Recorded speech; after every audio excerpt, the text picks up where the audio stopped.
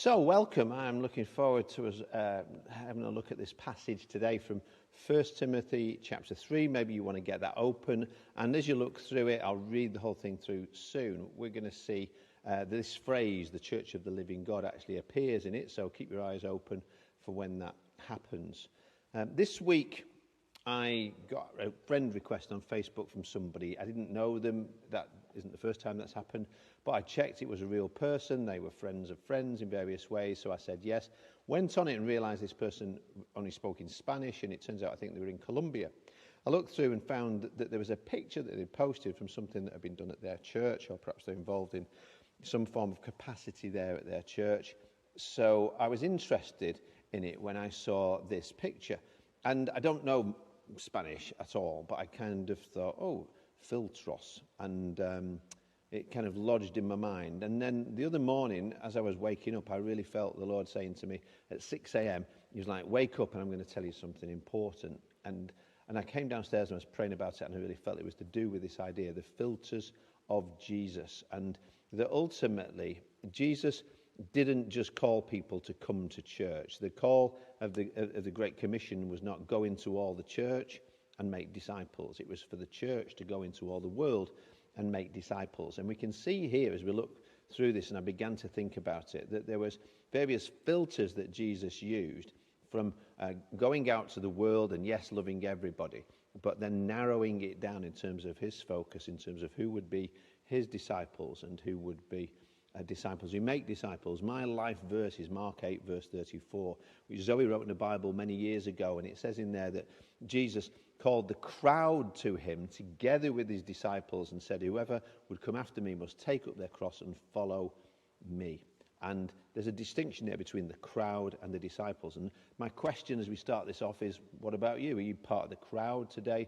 Have you yet become a disciple of Jesus? And how do we together go and make more disciples for Jesus? So I started to pray and look into this, and I started to check out in the Bible and pray through and think, what were the filters that were put in place? And, you know, as we said at the top of this funnel, I suppose you could put that God so loved the world that he gave his son, so whoever believes in him will not perish but will have everlasting life. And that's the good news of Jesus is for everybody. And then there was a group of people specifically in Judea. You know, large crowds would gather and come and hear Jesus. And in these crowds, they were given what was needed. And he prayed for the sick, and he loved indiscriminately. And he actually went to the hardest to reach people and the most unloved people and spent a lot of time with them. And he gave them what was needed. Somebody would say to him, he actually asked that question, what do you want from me? And they might say, I'm blind, I want to see. Or on various occasions, he would feed thousands and thousands of people. And he gave them bread, and he gave them food to be able to eat. He did it with 5,000 men plus the rest, 4,000 men plus all the women and children, these enormous crowds that were gathered together to be able to connect to Jesus. And that's what he did for the crowd. But ultimately, this crowd, all they were doing was consumers. They were consumers. And Jesus said in Matthew chapter 13 that he would only teach them in parables. He could only teach them in stories and illustrations. And he never went very far, never went very deep. He actually said the secrets of the kingdom are hidden from those people. Now, I don't want about you, but I don't want the secrets of the kingdom to be hidden from me. And I don't want Jesus just to be able to tell me stuff and me not really get it. But that doesn't mean that sometimes when I do get what it is that Jesus says, that I always want to hear what it is that Jesus said. And in John chapter 6, verses 26 to 60, you have this incredible long read, and I haven't got a lot of time to be able to go through it, where Jesus kind of thins the crowd out somewhat. And he says, you're only following me because of the miracles, because of the bread. You're a consumer. You're just going to come along and keep eating. And he just fed the 5,000 at the start of that. But before long, he's saying to them, they're saying, oh, give us a sign and all this kind of stuff. And he said, listen, unless you eat the flesh of the Son of Man and drink his blood, you cannot have eternal life within you. And he starts talking about his body and him being the bread of life, and they've got to eat him and all of this. And people are like, yuck, that's horrible, Jesus. That's a terrible, horrible picture. And his disciples are like, do you know, the people didn't like that sermon. They really didn't like that illustration, Jesus. And he says at this point, many of his disciples, many of his followers from the crowd, they started to not follow him any longer from that point on. And so he kind of brought the numbers down quite substantially by what he did, because actually he wasn't just bothered about drawing together a crowd. Actually, Jesus wanted some people who were going to change the world with him and for him. And so he got a group of people from that who were the committed. These wasn't just the crowd, but these were the people who were the committed. And they were given power to be able to represent him. There was a larger group, and then there was this group of 70 people.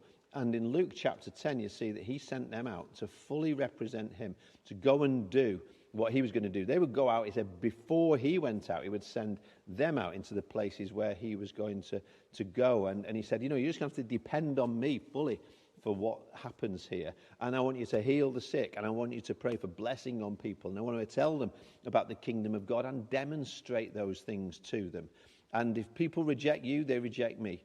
So, don't you get too worried about that. And then he said, and it says that they went out, and they actually saw themselves do all the same kind of things that Jesus himself had done. And then they came back and reported back to him. And actually, he gave them feedback. We often say on the staff team at Ivy that feedback is the breakfast of champions. And that doesn't mean everybody always likes it. I remember at one point somebody in the staff team saying, do you know what? I hate feedback. I hate the idea of feedback. But I'll be honest, I want feedback. I love feedback because that's what helps me to grow. I know what's working and know what's not working. And when these guys came back, Jesus said to all his people, he said, this is great, but here's what your focus should be. And here's what you should be rejoicing in, and all those kind of things. And he assessed the practice because he wanted them to go from the crowd to being the committed. And then there was this, this was like a filter that he put in place. And then the next filter was to give him all. I've already said that in Mark's gospel that he called the crowd to him and he said, you're going to have to take up a cross and follow me. And Jesus said many things like this about that actually to follow him wouldn't always be fun, wouldn't always be easy. He says you're going to be rejected. He said you're going to be hated because of me. He would say all these things which were not popular if you're just trying to build an Instagram following or get more followers on social media. But that wasn't what Jesus was all about. He wasn't bothered about that. And actually, there was an occasion when he met a guy who came up to him who would be the perfect follower. He's got money, he's got charisma, he's got gifts, he's already got influence. He's the man who has everything comes to Jesus and asks the question in Mark chapter 10, so what do I need to do now? And then Jesus says to him effectively, give it all away and come and follow me. This is what I want you to do. I can see your stuff is getting in the way of me. I want you to give me all. And that's really what he was saying to everybody when he said, take up your cross and follow me. He was saying, if you want to really get close, you can get as close as you want to, but it's going to cost you to do that. That there's a cost that comes with going from the crowd to the committed and to become part of the core. And out of that, there was this other group of people who there was the 12 apostles, and even in the 12, there were 3. And what they were given was time. They spent, it's been Dave Ferguson, who's going to speak soon at launch. He has tracked, as you look through the Gospels, the amount of time that Jesus gave to the core committed, the core group, right at the start of this verses, all of the rest. And it turns out that Jesus gave 2/3 of his time with the core group across the 3 years of his ministry. And then he spent less and less time just doing stuff to entertain, if you like, to keep the crowd following him and becoming part of him. And again, that's not a good way to really grow a gathering of following and to get lots of people who give you likes. But Jesus wasn't interested in people giving him likes. He wanted them to love him with all their heart, soul, mind, and strength. And so he puts those filters in place. And I think he still got those filters in place. And he had the same filters with the Apostle Paul when he called him to come and follow him. He didn't say, hey, Paul, I'm going to give you a new job and it's going to be really fun. I just want you to kind of follow me. He actually said to him, I'm going to show you how much you're going to have to suffer in order to be able to spread this message. And it started with him being blinded, straight off. It wasn't like, would you like this job? And here's the list of things that I can attract you with in order to be able to get you to be a follower. No, Instead, he was saying, it's going to be tough. And the job description that you're going to have is going to involve, as he goes through it, he ends up saying, I've been beaten, I've been abandoned, I've been shipwrecked, I've had people try and kill me umpteen times, throwing stones at me.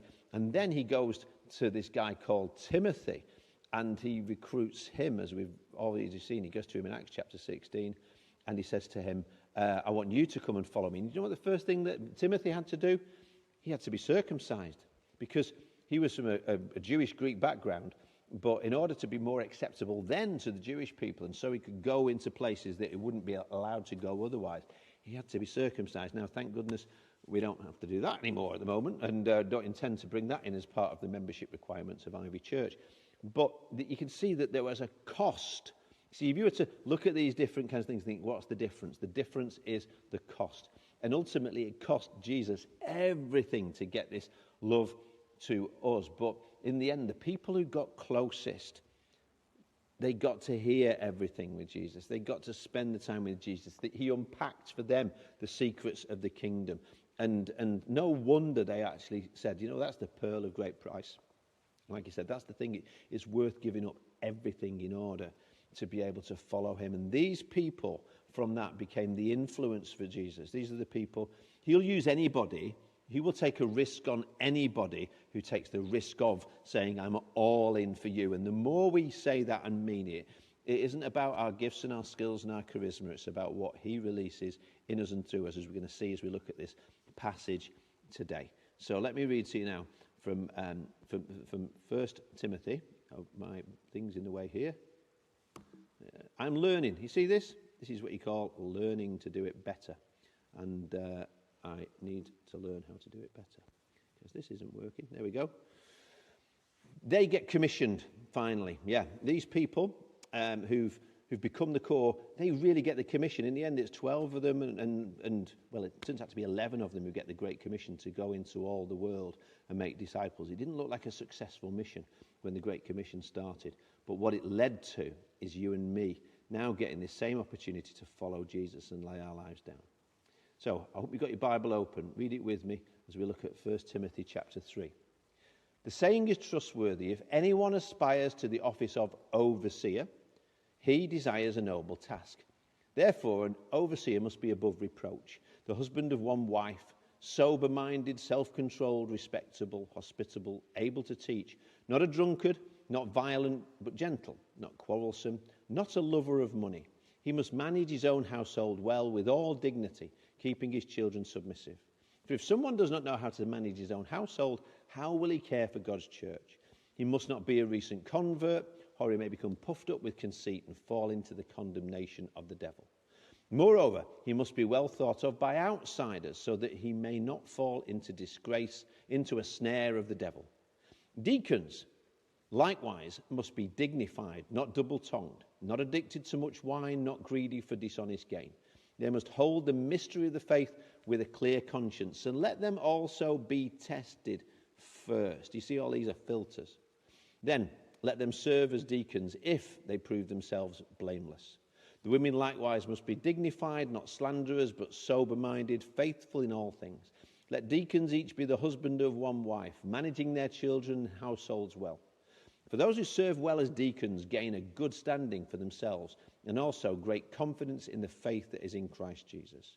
I hope to come to you soon, but I'm writing these things to you, so that if I delay, you may know how one ought to behave in the household of God, which is the church of the living God, a pillar and buttress of the truth. Great indeed, we confess, is the mystery of godliness. He was manifested in the flesh, vindicated by the Spirit, seen by angels, proclaimed among the nations, believed on in the world, taken up in glory.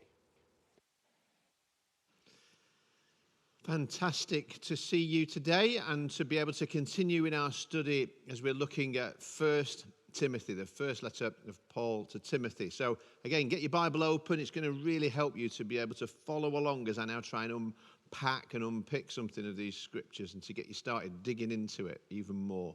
So much for us to learn. We've been looking just there about the filters effectively of being a disciple. And then there's like another set of filters that are put in place here in terms of leadership. And not just leadership out there, but actually leadership in the church and what it looks like to be given responsibility by God in his household, in the household of faith, in the church of the living God. And Paul lists here qualifications for leadership God's way. And notice he said people need to be tested first, because as John Maxwell says, everything rises or falls on leadership. As much, if not more, than any other organization, a church will reflect its leaders. The life of the church, the decline, the growth of the church, what's important is the ministry of the church, the generosity of the church, the testimony of the church, the impact of the church, the reputation of the church, the integrity of the church, the feel of the church, the health of the church. It's all dependent on the leadership of the church. And you can look at church, any church over time, and you'll discover by the nature of its ministry what the nature of its leadership is, and vice versa. In Luke's gospel, Jesus said, when somebody is fully discipled, the student will become like the teacher. That's really true, because it's inevitable. You will become like the one you follow. You'll be like the one who teaches you. And that means there's an awful lot at stake here. Paul knew that he was a flesh and blood model. He told the churches that he led, follow me as I follow Christ. And that's true for me too, by the way. Only follow me if you see that I'm following Christ, or any other leader. The Bible gives us tests today as to whether or not the leaders are following Christ. Today's passage is one of the clearest in terms of listing out some of the things that you can observe. This isn't about whether you feel it or not. You can actually observe. These things can and should be tested. But please don't just put me or anybody else against this high standard. I know I'm going to fall short in various areas. Don't waste the opportunity to measure yourself against it and think, how do I need to grow? How far could I grow in influence, in call, in character, in Christ? You may remember we've already said that Paul started the church at Ephesus, and he led it for 3 years, and then he traveled on in various ways, and then he heard about some things that were going wrong in Ephesus, so he sent Timothy back there. Why? Because some false teachers, some leaders who wanted to attract a following for themselves, people who hated godly, appointed leadership, had infiltrated the church, and they were in danger of taking over. They were teaching lies. They were spreading heresies. They were approving of immorality. And so Paul says to Timothy, you're going to have to fight the good fight here. You have to sort out the leadership in the church. They've been lax, perhaps, in positions of influence. They've been putting the wrong people in place, or they're in danger of letting these people have more influence than they should. And Paul knows how incredibly dangerous that is, because people follow people, and some were being led astray. So Paul lists here some things that we can check out when anybody is looking for a position of leadership or authority. And some of these are going to be prominent, up-front-facing leadership, and some of these are not going to be so prominent, but they're still really important. And later on, these things like overseers and elders and deacons, some denominations, etc., put these as titles, but it's not really about titles. And if anybody's out for a title, I'd say you've got to watch out for them in the first place, because they've probably got this whole thing wrong from the start. But it's not about gifts. He says there's no list on here of how gifted somebody is. It's not about charisma. It's about what's going on in the inside, because what's on the inside will eventually be shown on the outside. And it's way better to find that out sooner rather than later. Remember the days when you used to be able to get on a plane and it wasn't as complicated as it was now? And I remember at one point, on a couple of occasions this happened, but where I'd sitting on a plane and you're just all getting ready and they're doing the checks and you're having your cup of tea or whatever it is, and then I remember on one occasion that the minutes turned into nearly an hour. And then eventually they said, okay, I'm really sorry, but everybody has to get off the plane. We've been doing our checks and we found a fault and we just need to be looking into that. And it was all a bit like, ooh. And everybody sort of trudged off into the cafe. And I don't think they even gave us a free anything. And it was a bit of a pain at the time. But then that hour became hours. And eventually we went out and it was a different plane because there was something wrong with that plane. And you know what? It was a bit of an inconvenience, but I'd rather they discovered that then than when we were 40,000 feet up. I'd rather that they did those checks. That would have been a lot more inconvenient. I'm glad that the pilot and the crew knew what they were doing and that they'd been tested too. You know, I think that's a lot better system than let's just fly it up there and see what falls off. That's not a good airline. You don't want to fly with them. As I say, I'm glad that the pilots and the crew get tested because the only time you ever have when just anybody gets to fly the plane, they have a word for that. It's called a disaster movie. And I don't want my life to be a disaster movie, and the church isn't meant to be a disaster movie. So Paul already talked in the letter in chapter 1, if you remember, about people who were confidently wanted to teach but didn't know what they were talking about. They knew nothing about what they were teaching. And the fact is, these days, that's easier than ever because we have this thing called the internet. It's possible for people to be able to go online and nick a bit of Rick Warren and somebody else and cut and paste and come up with a perfectly good talk, but it's not something that they've even engaged with in their own hearts either. In chapter 2, he says other people were trying to overturn authority in the church and push their own pagan practices and bring those into the church. And if you were here last week, you can see about that. In chapter 4, we'll look at next week, he's going to talk about seduction, lies, doctrines of demons, people not teaching the truth or living it out because what you believe will come out in how you behave and vice versa. He says some people were only in it for the money. Others just wanted to stir up division and strife and disputes over words, he said, which lead to envy. And then here, in chapter 3, I don't know what version you've got open, but in the Message it starts out verse 1 saying, if anyone wants to provide leadership in the church, good, but there are preconditions. What's the filter on leadership? How do we learn to discern this for ourselves and for others? This is such a rich study, and I'm going to pick a few things out, but I urge you to go deeper in your own study in the week with this and also to look at it together in your Grow group. I'm going to write a few things down that come out of the passage and how it works. We've already heard one, effectively. The first one I kind of want to talk about, he's already been talking about character, because this is what is going on in the inside. And then in verse 1, he says, literally, if somebody stretches towards being a presbyter, an overseer, an elder, even a bishop, different churches give different titles. That's not what matters. Unless, as I say, it matters too much to you, in which case you need to check that. He says, they have a good longing. Now, my word for that good longing would be a call. Having a call. Charles Spurgeon, in a book that he wrote to teach his Bible students, he says to them, if you can possibly do anything else, do it.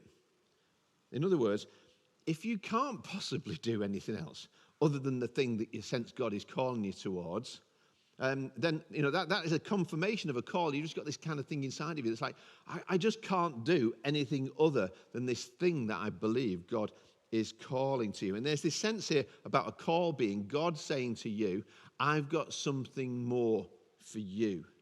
And the other thing is, I think, the way he makes us, and you want it too. You want it. That's a call. That doesn't mean that you know everything in advance and that you're going to like everything about it. It isn't that something you kind of just going to go, oh, I can do that easily. The fact is, very often with a call, a genuine call, comes this incredible sense of your own inadequacy. There's this sense that I can't do this naturally at all. And then God says, good, because I'm preparing you for a supernatural work. I remember when it first happened to me, I was about 22, and literally I did stretch out on the floor of my bedroom in the presence of God, this tangible sense of God calling me. And I didn't know what it would involve, but I knew by the end of that time that there would come a time when I wouldn't be in the police anymore, and that somehow he was calling me to serve him in such a way it would take me out of the police into being able to tell people about Jesus just all the time. And I was freaked out and weirded out and scared, terrified, to be honest with you. But at the same time, there was this little bit of excitement that was like, wow, wouldn't that be cool? Wouldn't that just be amazing? I just knew if I kept following him, the call would become a reality. I knew I couldn't do it, but I knew he wanted me to do it because he wanted me to be a co-laborer with him. This is really what it was all about, to work for him full time. And it wasn't about being paid or not being paid. It was just about more opportunity to be all in for him and just to do anything that he wanted me to do and that he asked me to do. And just to give my best and to be freed up more and more to be able to give my best to him. And as you know, yes, in the end, it ended up with me doing this. It ended up with me working for him, but also for the church. But these leaders that Paul's talking about, very few of them would have received payment about this. This wasn't about getting paid to go and work for the church. Later on, Paul does talk about some people getting paid. But at this point, he's not thinking everybody's going to be paid and on church staff to be a co-laborer and to be called. And again, it's not about the pay. And that's one of the things that you have to check with regard to character. Paul then tells Timothy to check character. And he says the only way that you can ever do that is by observing conduct.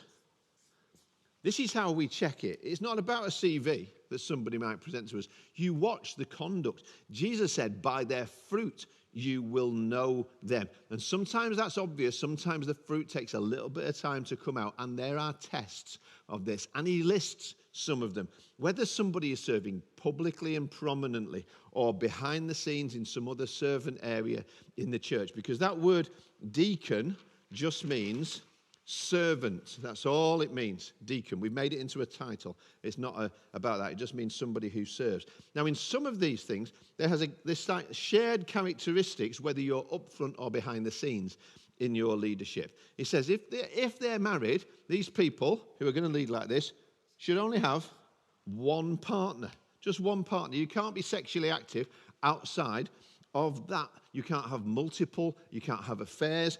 And of course, that doesn't mean you have to be married to lead. Just that if you are, you have to realize one's enough. Polygamy isn't in it. Monogamy was actually the rule generally across the Roman Empire. But you could kind of have an official wife and unofficial wives. And Paul says, no, that's not going to be the way it's going to be. The Christians are going to be countercultural in the way that they live and the way that they lead. So for us, he says it's going to be one man and one woman for life. As the marriage service says, forsaking all others, for better, for worse, for richer, for poorer, till death us do part. And the other shared qualifications that are here are some things that he says no to. Things he says, and by the way, this is male or female, because later on he says the women likewise. So it's the same for men as it is for women. And he says not to be addicted to wine, or to be a heavy drinker, to be a drunkard. Self-control is what this is about, so God can trust you with more. He says anybody who's going to lead for God can't be greedy for money. You see these things listed, and you can see when these things become apparent in people's lives. And he says they have to be able to manage their household well, whether you're up front in leadership or you're behind the scenes. Because, why? Because God is looking for people to entrust his family to. If you have kids, I hope you don't just let anybody babysit them. I hope you're going to check out those people beforehand. That isn't because you're harsh. It's not because you're judgmental. It's because you love your kids. And this is God's church, he says. And he loves his family and he wants to protect them from evil and from harm. Those are the basic must-haves for leadership. It doesn't say you have to look cool. It doesn't say you have to have tattoos. It doesn't say you have to have a great social media following. But he lists a few other specifics then for those who want to be or end up prominently up front in public. And again, I'm going to run through these really quickly. And some other ones that are for deacons, servers behind the scenes. So for this lot, he says, first of all, if you're going to be up front, you better be above reproach. In other translations say blameless. And I'm like, eek, that is a very high call. Because however hard you try, there'll always be somebody who wants to blame you for something and says that you're doing it wrong. But that isn't really about this. This is about holiness and integrity before God. And it's scary to me, and it should be, because this is about the fear of the Lord, which is the beginning of wisdom. To step up to this kind of leadership, you have to be sober-minded and self-controlled, respectable, hospitable, able to teach. And I check myself against that list, and I don't know what it falls for you, but for me, it's really hard to be hospitable these days, isn't it? But it's more of a spirit than an action. Not violent, not quarrelsome, he says, but gentle. Jesus said we've got to come to him and learn of him, because then we'll be like him, and that's to be gentle and humble of heart. And again, that's been one over the years that God's really had to deal with me on that. Not a new convert, it says. And I admit, I've got that wrong over the years. Sometimes because I've just wanted to give somebody a chance and think the best, and we'll work it out along the way. We'll kind of get the plane up in the air and see what falls off. But the problem with that is I've promoted people sometimes to positions above their spiritual maturity. Usually, as I say, because I wanted to believe the best about them. But sometimes it was just because we needed a gap to be filled. And the problem, Paul says, is when that happens, if you let that happen and just continue to happen, pride is the problem. And you open yourself up, he says, actually for spiritual attack in the church. Finally, he says, when outsiders see that we're not living like this, it opens us up the church to disgrace. How outsiders see it. They can be merciless, even if the church wants to be merciful. So this is why you have to put these tests in and be accountable up front. Leaders need to step up to a higher standard. Otherwise, however, one day it'll all blow up, and then all the secret stuff comes out again. God is not mocked. What was secret gets uncovered. And sometimes that's actually God's severe mercy at work, because he wants his church to be holy, to be that pure and spotless bride.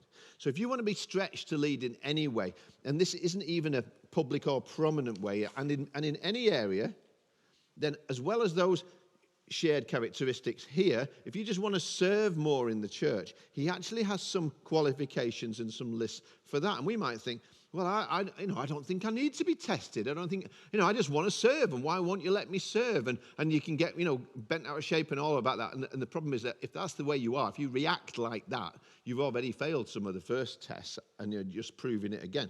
But he says you're going to show how you live by a life that is been tested and respected, worthy of respect. He said other people will see it too, but you've got to watch on your lips. You're not double-tongued. The word there, we might say two-faced, being two-faced. You know what that means. And actually, Christians can sometimes be just the absolute worst at this, being okay to your face and stab you behind your back. He adds in later about not slandering. The word there is diabolos, because it's diabolical when we're saying things that aren't true or that we don't know are true about people just because they're not there to defend themselves. Instead, he says, you must hold the mystery of faith with a good conscience. What does that mean? It means you know what Christians believe, you know what the Bible expects, and you're trying to live that way. You're not perfect yet, but you're trying and aiming to do that as well. Now, this final phrase is like, look after that pearl of great price. Just realize how wonderful it is that God would reach you, love you, and help you to represent Jesus in some way and to serve other people for him. And because really, the big C for all of this with Christian ministry, these things are all wonderful, but top and bottom, beginning and end, it's all about Christ. It's all about Christ. Not about me. It's all about him. That's the finest filter that God keeps putting us through. Is it all about him? Is it all about him? If not, if it's something else, we need to check that. And that's why I love how Paul just has to finish that chapter with this little song that he's written, this little poem that he basically just says, Timothy, I'd love to come and see you soon. By the way, isn't Jesus amazing? Isn't it just wonderful how fantastic? You see, Paul's somebody, he just loves Jesus. That's what it's all about for him. That's the real test. How much do you love Jesus? I had the privilege of meeting Luis Palau. He came and did launch a few years ago, and he was just this amazing, godly man. And Francis Chan sent a message to his family just before the funeral, which I watched some of yesterday.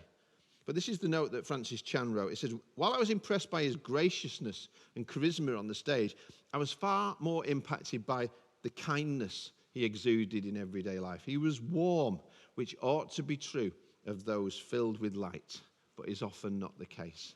He said, what I remember most was the way he shared with our taxi driver. The gospel flowed so naturally from his lips, it wasn't forced or spoken out of obligation. I thank God that Lewis could faithfully preach the gospel for so many years on large platforms and taxi rides. Now, I've worked with people in churches, and they had skills or they had gifts, but then after a while I think, you know what? You never talk about Jesus. I never heard you tell me the story of how he changed your life. I never heard you tell me that. You never tell anybody else about him unless it's in some official capacity. You're reading something, some kind of official thing, and you're getting paid for that. And it's like, what's that all about? And where's the first love? You see, Paul just had this in him. He just had to praise the one who had saved him, who'd given him the chance to be able to help other people find their way to him too. This little thing that he writes is just about how great and good the good news is and what Jesus did for us. And just reading it again makes me want to worship again, and that's what we're going to do now. So why don't you stand if you're able, have a little stretch, and the band are up here already. I'm going to read this from the Passion Version, and then we're going to worship together. It says this: now you know how to conduct the affairs of the church of the living God, his very household, and the supporting pillar and firm foundation of the truth. For the mystery of righteousness is beyond all question. He was revealed as a human being, as our great high priest in the spirit. Angels gazed upon him as a man, and the glorious message of his kingly rulership is being preached to the nations. Many have believed in him. And he was taken back to heaven and ascended into this place of exalted glory in the heavenly realms. Yes, great is the mystery of righteousness.